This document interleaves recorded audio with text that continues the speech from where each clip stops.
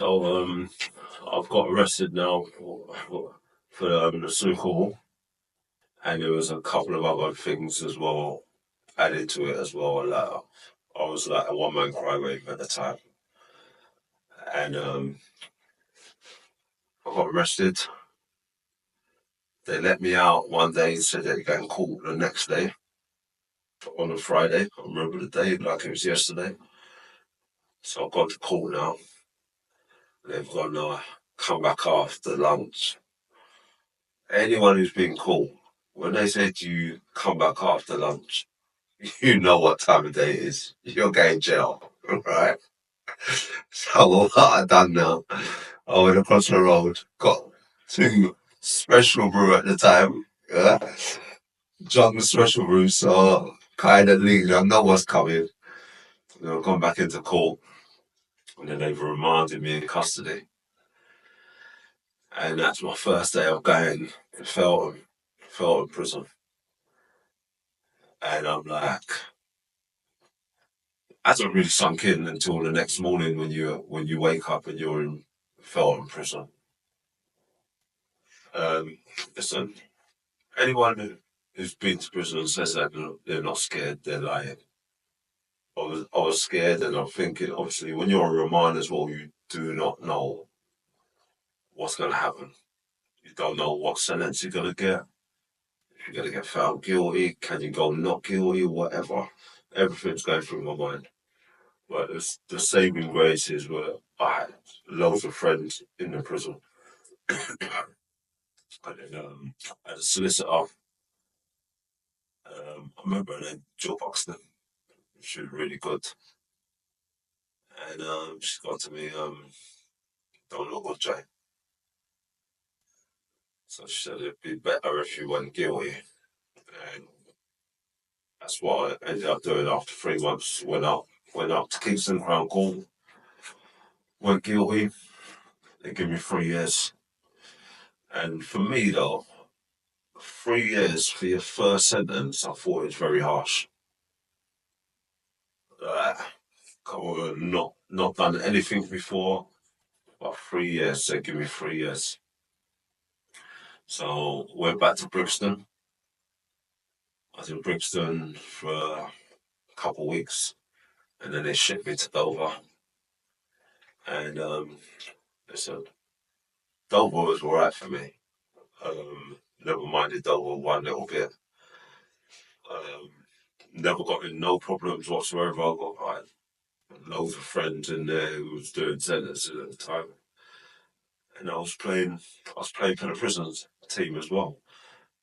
We went out at the weekend on a Sunday, competed in the local league, and even then, people were saying to me like, "You've got special talent. What are you doing in here?" Ended up doing a couple of courses as well, which I made the most of my time in there. Done training mechanic, and then I went in there at 10 stone,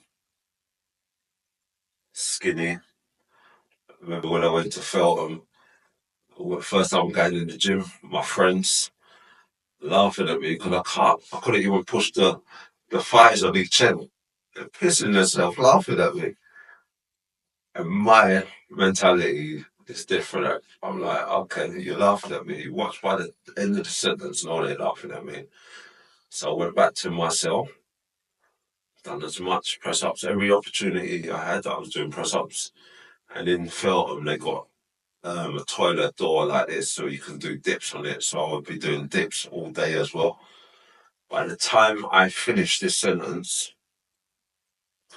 I was the third strongest in Dover prison. I was lifting 225 key on deadlift, 165 squat, 140 bench, and I was about 11 and a half stone, ripped to shreds. And then I actually got parole first time on a 3-year sentence because prison officers knew I weren't no problems in there. I don't believe in being a problem when you're behind the door. I just got on with my business and was just cool with everyone. And then I was out. I got out, what was it, February 11th, I think I got out. And then I got into a problem 6 weeks after getting out of prison again, because someone had been bullying one of my friends when I was away, and we see him, and we had that altercation with him, which ended up with me beating him up, robbing him, which shouldn't have done at the time, but ended up being on the run for 6 weeks.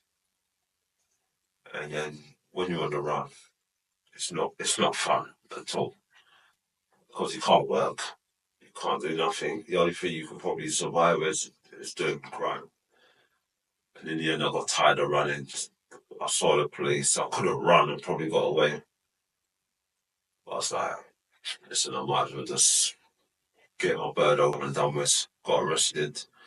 I knew I was going straight on remand. It's on remand again. And now I'm at a big man's prison. Now you're scared. Ended up in Wormer Scrubs. And I was in Wormer Scrubs. But there's another thing as well.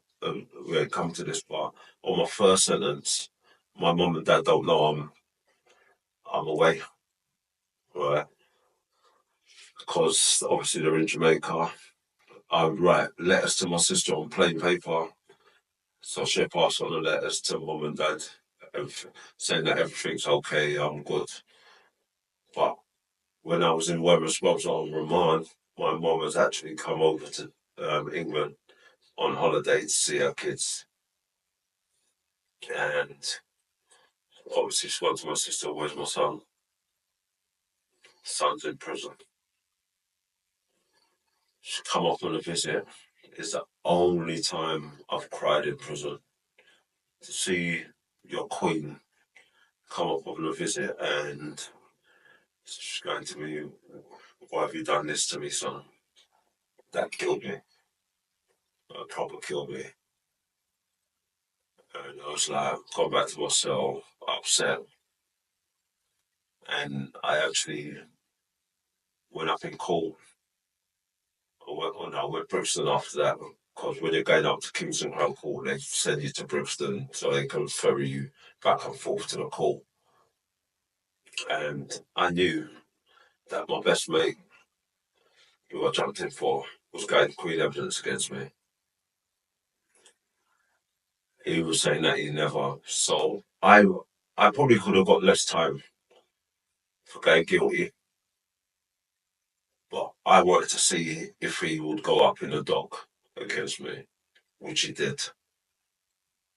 And I ended up getting 4 years, um, which at the time I was thinking that my life is over. All I'm going to do is be a criminal. And my football dream definitely gone. But saving grace, went to Camp Hill, the Isle of Wight, which for the sentence I was doing was the worst prison. It's for violence and drugs. And when they put you on the Isle of Wight, it's because they see you as a problem, right? Because they don't want you to have visitors and all that sort of stuff. So they want to give you a hard time.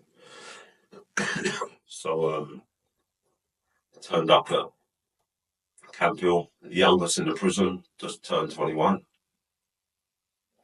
And in most prisons, you're going to get someone who's going to test you.